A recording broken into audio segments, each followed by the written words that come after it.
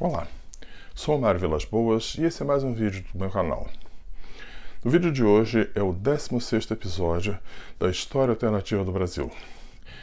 Nesse episódio, nós vamos ver os 2 mandatos do nosso presidente Monteiro Lobato.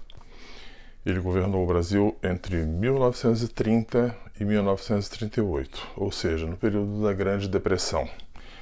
Nós vamos ver como ele retirou o Brasil da Grande Depressão e preparou o Brasil para participar da Segunda Guerra Mundial, que vai começar logo após o fim do mandato dele.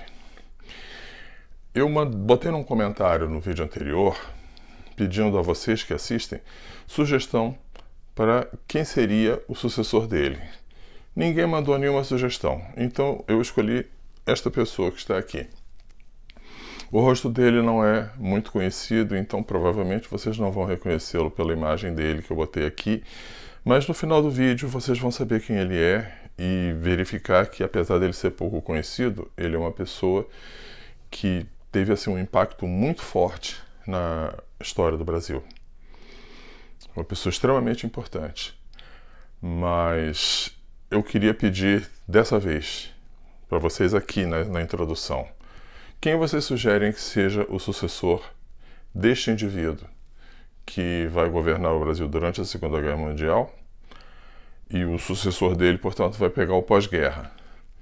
Eu queria que vocês dessem uma sugestão. Eu já tenho uma pessoa na minha cabeça, mas pode ser que vocês deem uma sugestão melhor.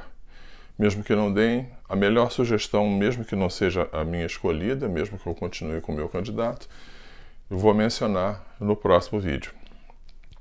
Mas voltemos ao nosso presidente Monteiro Lobato. Vocês agora vão ver como ele realmente tirou o Brasil da depressão e transformou o Brasil numa potência militar, capaz de participar da Segunda Guerra Mundial, não numa posição periférica, mas numa posição central. Então, presidente Monteiro Lobato, é com você. Conte pra gente como foi a sua gestão.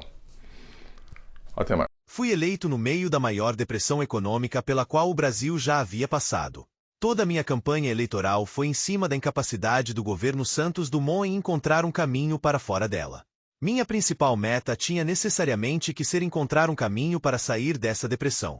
Tinha também a missão de reorganizar nossas forças armadas, pois o presidente Dumont usou-a somente para levar o ensino do português para vilarejos distantes e para obras públicas.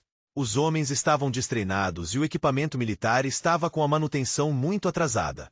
Eu decidi unir os 2 projetos num só. Como o presidente Dumont explicou, o Brasil entrou num círculo vicioso onde desemprego causava redução de consumo, que causava redução da demanda, que causava demissões e falências, que causava desemprego e assim por diante. A estratégia era quebrar esse círculo. Somente o governo era grande bastante para isso. O início da quebra se daria aqui. O governo contrataria número muito grande de pessoas, diretamente via Forças Armadas, para fortalecê-las, e indiretamente via contratação de empresas para grandes obras públicas. Obras civis, como construção de barragens, estradas, e obras militares, como a retomada do projeto do submarino brasileiro, reparação e compra de veículos militares, como tanques de guerra e aviões de combate, o mais grandioso de todos os projetos da área militar: o porta-aviões brasileiro. Os Estados Unidos e o Japão já estavam construindo navios aeródromos. O Brasil não podia ficar atrás nessa corrida tecnológica. O Brasil também não tinha grandes couraçados. Esse tipo de navio não era conceitualmente diferente de outros que o Brasil tinha, mas era muito maior. Era necessário um projeto ambicioso. Num primeiro momento, encomendei apenas projetos para esse tipo de navio, mas encomendei também corvetas e contratorpedeiros para reforçar a marinha. A contratação teria que ser maciça. Algo que tivesse peso comparada com o crescimento do desemprego. Era preciso um empréstimo maciço para essa tarefa. E foi o que eu fiz. Boa parte desse novo contingente, juntamente com empreiteiras contratadas, retomaram a construção da barragem de Tucuruí e a construção de estradas, inclusive a porção da ferrovia que faltava para fechar o anel do Oriente Médio, que o presidente Drummond interrompeu devido à depressão. A contratação gerou aumento de consumo, que gerou aumento de demanda, que gerou novas empresas, que gerou mais contratação. Ou seja, a roda da economia começou a girar para o lado certo. Infelizmente, porém, esse giro era mais lento do que o que gerou a depressão. Além disso, eu lancei para a indústria do petróleo um desafio: encontrar novos campos. Um país bicontinental como o Brasil não podia se contentar com uma produção tão pequena. Em algum lugar de nosso imenso território deveria haver mais depósitos. Lancei então um desafio. Quem encontrasse um novo depósito a mais de 1.000 quilômetros de locais já pesquisados ganharia uma concessão livre de impostos por 10 anos, não apenas para o campo descoberto, mas também sobre todos os campos num raio de 50 quilômetros de distância do Poço Pioneiro. No final de 1931, os sinais de recuperação começaram a aparecer. Infelizmente, a roda da economia, embora girando para o lado certo, girava muito devagar. Mas os sinais de crescimento já eram visíveis. Ainda nesse ano, uma petrolífera brasileira encontrou um poço com uma produção excepcionalmente grande no estado do Kuwait. A empresa ganhou a concessão livre de impostos como prometi, mas isso provocou uma corrida de petrolíferas para a região. As que chegaram depois não ganharam isenção. O interesse foi tamanho que empresas dos Estados Unidos e Europa mostraram interesse em participar dessa corrida do ouro negro. Esse novo polo petrolífero se tornou um grande trunfo para que o Brasil saísse da depressão. Em 1932 ficou evidente que o investimento na indústria bélica alavancava também outros setores da indústria, principalmente na área de metalurgia, motores e petróleo. Num primeiro momento, o gasto era maior do que o retorno, mas eu esperava que, no longo prazo, o retorno compensaria o gasto. Mais ou menos nessa mesma época, vários países da Europa chegaram à mesma conclusão, o que gerou uma corrida armamentista por lá. A recuperação da economia já era visível, embora ainda lenta. Encomendei 4 submarinos de uma vez, 2 no estaleiro Mauá, no Rio de Janeiro, e outros 2 no estaleiro de Avates, no estado de Nova Guiné. Usei toda a capacidade dos 2 estaleiros para isso. E encomendei também 2 porta-aviões, nos estaleiros de Matadi e de Xirundu. Este, porém, não tinha condições de construir uma embarcação tão grande, pois o rio Zambeze não comportava um navio de tal calado. O grupo Mauá então construiu outro em Xinde, na foz do rio Zambeze, para poder construir esses navios muito grandes. Além desses, encomendei também alguns navios menores. Os estaleiros se expandiram de modo que era possível construí-los juntamente com esses navios maiores. Encomendei também tanques de guerra e aviões caça para equipar o exército. O grupo Mauá, vendo a grande demanda por construção de navios de guerra, além da adaptação dos antigos navios a vapor para navios movidos a óleo diesel, vendo que em breve haveria demanda para grandes navios transportadores de petróleo, construiu outro estaleiro, na cidade de Mombasa, este especializado na construção e reparo de grandes petroleiros. Antes, porém, que a construção do primeiro superpetroleiro, eu encomendei a ele mais um navio porta-aviões. Como o estaleiro era muito grande, ele conseguiu construir ambos, o porta-aviões e o superpetroleiro. Mas alguns anos se passariam antes que ficassem prontos. O Brasil caminhava para fora da depressão, mas a dívida pública crescia. De qualquer modo, o Brasil caminhava na direção certa. Nesse período, além da corrida armamentista, a Europa via o crescimento de regimes autoritários. Na Itália, Mussolini, já no poder havia quase uma década, consolidava seu poder.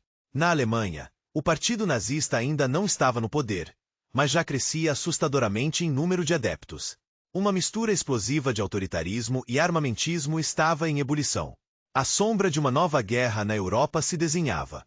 Com tantos sinais de que uma guerra se aproximava e com o avanço na tecnologia de aeronaves, percebi que estava na hora de criar a terceira arma. Ao lado do Exército e da Marinha, o Brasil criou e juntou ao seu arsenal a Força Aérea. O efeito para o moral das Forças Armadas como um todo foi ótimo.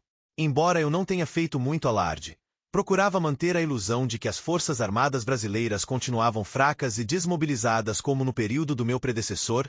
Isso teve um efeito trágico. O ex-presidente Santos Dumont, que já estava deprimido ao ver o uso militar de sua maior criação, não aguentou ver uma seção inteira das Forças Armadas dedicada exclusivamente ao uso dela. Sentindo-se culpado por ter criado uma das mais eficientes máquinas de matar gente, como ele costumava chamar os equipamentos bélicos, o ex-presidente Dumont atentou contra a própria vida, gerando o mais trágico episódio da história do país envolvendo presidentes ou ex-presidentes. Em 1933, uma boa parte da infraestrutura para a produção e exportação de petróleo nos estados do Golfo Pérsico ficou pronta. Com isso, a região passou a exportar petróleo para o resto do Brasil, que começou a mover-se da posição de grande importador de petróleo para a posição de exportador. O lado leste do Golfo Pérsico começou a ser também desenvolvido para a produção de petróleo. Não é território brasileiro, mas petrolíferas brasileiras atuaram intensamente por lá, trazendo grandes lucros para o Brasil, o que ajudou no esforço para sair da depressão. Nesse ano, a hidroelétrica de Tucuruí ficou pronta. O início da operação seria no ano seguinte. Mas o esforço de construção de hidroelétricas continuou. Iniciei a construção da barragem de Cariba, no rio Zambeze, para gerar energia para uma região ainda pobre em geração. Nesse ano, Hitler tornou-se chanceler da Alemanha e a perseguição aos judeus por lá tornou-se intensa. Ordenei a meu ministro das Relações Exteriores que criasse facilidades para que os perseguidos pelo regime intolerante da Alemanha saíssem de lá para o Brasil. A maioria era de judeus que acharam uma ótima oportunidade para migrar para a Palestina, onde historicamente o Estado de Israel existiu antes de ser destruído pelo Império Romano no século I. Mas muitos preferiram migrar para as colônias alemãs no sul da América do Sul ou nas ex-colônias alemãs da África. Isso gerou uma tensão entre o governo brasileiro e o governo alemão. Mas mantive-me firme. As questões humanitárias eram prioridade. Também nessa ocasião recrudesciam na Ásia as hostilidades entre Japão e China. Eu preferi não interferir, mas aquilo me incomodava muito. Por fim, eu investi bastante em formar vários batalhões de tanques e também na modernização de aviões. A recém-criada Força Aérea estabeleceu critérios para novas aeronaves e eu encomendei várias delas. A Força Aérea organizou vários treinamentos de ataques conjuntos de aeronaves e também de táticas conjuntas de ataques terrestres com apoio aéreo. Em 1934, a economia já crescia num ritmo considerável. A produção de petróleo na região do Golfo tornou-se tão grande que o Brasil se transformou de importador em exportador de petróleo. Essa situação criou uma grande fonte de receita para o Brasil que, assim, conseguiu eliminar o déficit das contas públicas que aconteceu nos anos anteriores de minha gestão, apesar do meu investimento em equipamento bélico. Mas eu ainda tinha que resgatar a dívida que fiz até aqui, que era bem alta. Ao menos a dívida parou de crescer. Nesse ano, o primeiro couraçado brasileiro ficou pronto e foi lançado ao mar nos estaleiros do Rio de Janeiro, o Mato Grosso. Nesse mesmo ano, vários submarinos também entraram em operação. No Rio de Janeiro foi lançado ao mar o Montevidéu. O estaleiro de Matadi lançou o submarino Bissau. O estaleiro de Xirundu lançou 2 submarinos, o Harari e o Lusaka. O de Xinde lançou o Maputo. Por fim, o de Avat, no estado de Nova Guiné, lançou também 2 submarinos, o de Li e o Jacarta. A Marinha Brasileira passou de 0 a 6 submarinos nesse ano. De todos esses, somente o couraçado Mato Grosso foi objeto de grande alarde na imprensa. O Brasil passou os 8 anos dos 2 mandatos do presidente Santos Dumont sem investimentos nas Forças Armadas, o que gerou uma imagem de fraqueza para o Brasil. Eu preferi manter essa imagem e esconder meu esforço de fortalecer as Forças Armadas brasileiras. O Mato Grosso foi usado como um grande trunfo eleitoral, uma vez que 1934 foi ano de eleição. No final do ano, a barragem de Cariba ficou pronta. Iniciei, então, a construção da barragem do Rio Níger para aumentar a oferta de energia elétrica no Polo de Lagos. A de Tucuruí entrou em operação. Como era de se esperar, nas eleições de 1934 eu fui vitorioso. Minha principal missão era tirar o Brasil da depressão, o que eu consegui entregar esse resultado. O povo reconheceu essa façanha me dando mais um mandato. Mas ao que tudo indica, o mundo se encaminha para uma nova guerra. E o Brasil não deve ficar de fora. Mas se a guerra acontecer, o Brasil estará pronto para ela. Em 1935 eu continuei a investir pesadamente na modernização das Forças Armadas. Uma associação das Forças Armadas com o Grupo Landel começou a trabalhar no desenvolvimento do radar. Testes de laboratório davam resultados animadores. Mas alguns anos se passariam antes que um produto capaz de gerar informações úteis ficasse operacional. Muitos dos navios de guerra do Brasil ainda eram movidos a vapor. Fiz um grande investimento para transformar todos eles em navios movidos a óleo diesel. Alguns estavam tão desatualizados que tiveram que ser aposentados. Isso demandou muito a indústria naval. Mas procurei manter isso o mais discreto possível. Nesse ano também ficaram prontos os primeiros porta-aviões brasileiro. No estaleiro de Matadi foi lançado o porta-aviões Gabão. No de Chirundu foi lançado o porta-aviões Burundi e no de Avato o porta-aviões Fiji.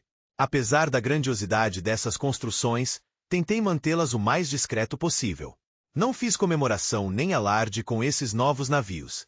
Encomendei mais navios para reforçar a marinha com navios mais modernos. Investi ainda na construção de grandes depósitos de combustível nas bases aeronavais do Brasil espalhadas pelo mundo. Tive que investir ainda no projeto iniciado pelo presidente Ordões. Parte do projeto dele era promover a disseminação de emissoras de rádio por todo o território nacional. A maior parte dele já estava abrangida, mas alguns territórios pouco povoados e muito distantes das áreas mais densamente povoadas ainda não tinham.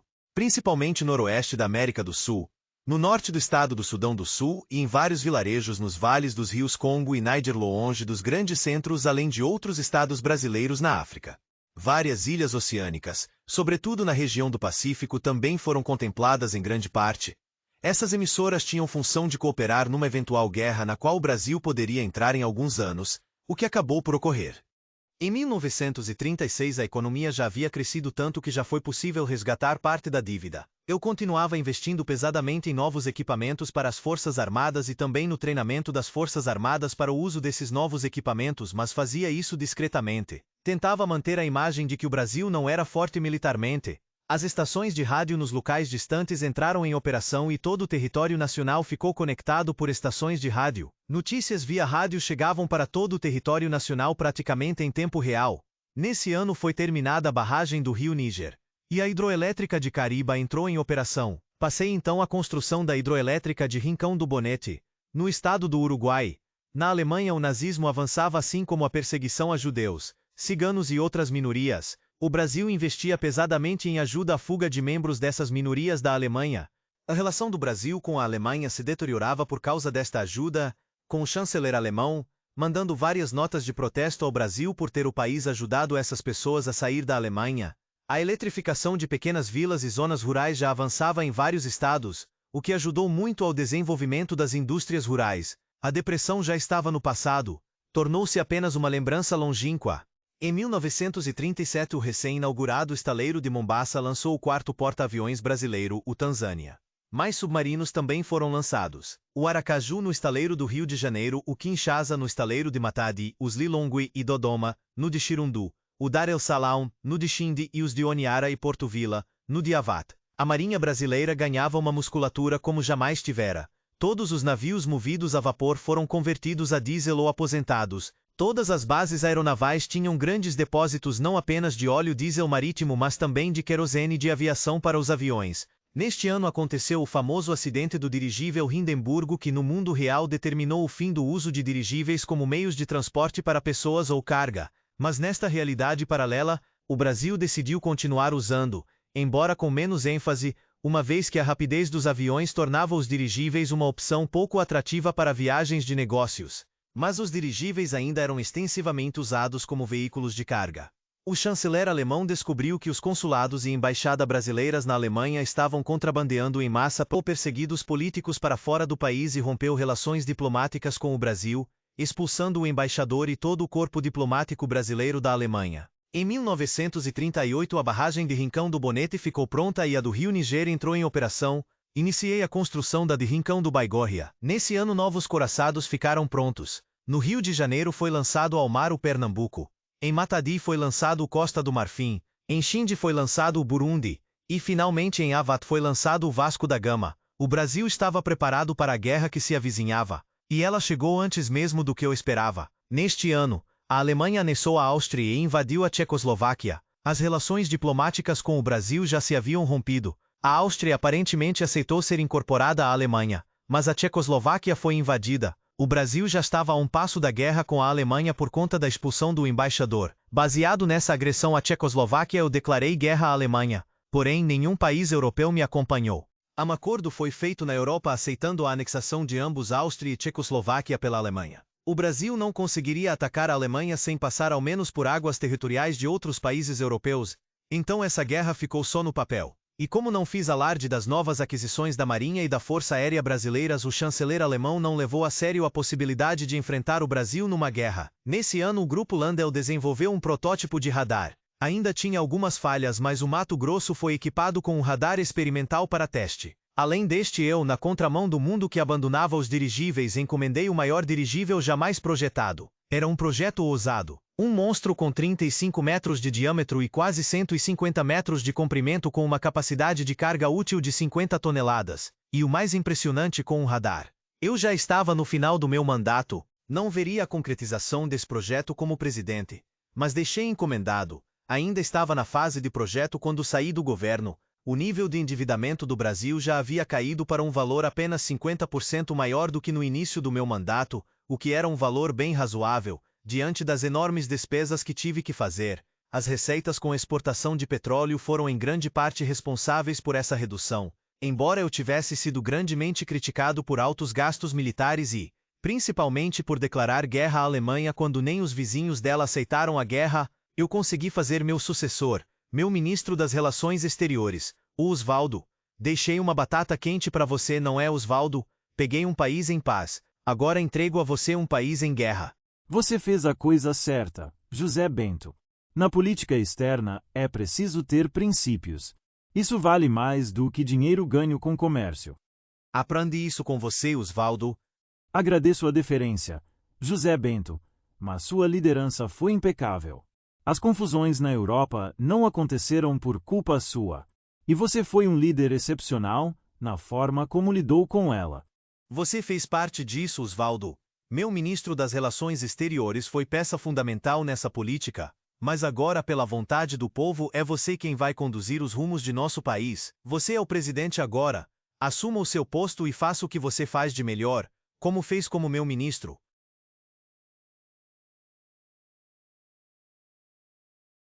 Meu rosto não é muito conhecido. Na verdade, nem mesmo meu nome é amplamente conhecido entre os brasileiros de hoje. Sou Osvaldo Aranha. No mundo real, fui ministro das Relações Exteriores do presidente Getúlio Vargas e tive atuação fundamental na construção na ONU e também na fundação do moderno Estado de Israel. Nesta realidade paralela, fui ministro do presidente Monteiro Lobato. Ao final de seu mandato, ele apoiou meu nome para a presidência e eu acabei sendo vitorioso, apesar de uma intensa oposição à declaração de guerra à Alemanha promovida pelo presidente Lobato. Como mostrado nessa realidade paralela, o Brasil entrou na Segunda Guerra Mundial antes mesmo da Inglaterra. Mas nessa fase inicial, a entrada do Brasil na guerra foi meramente formal.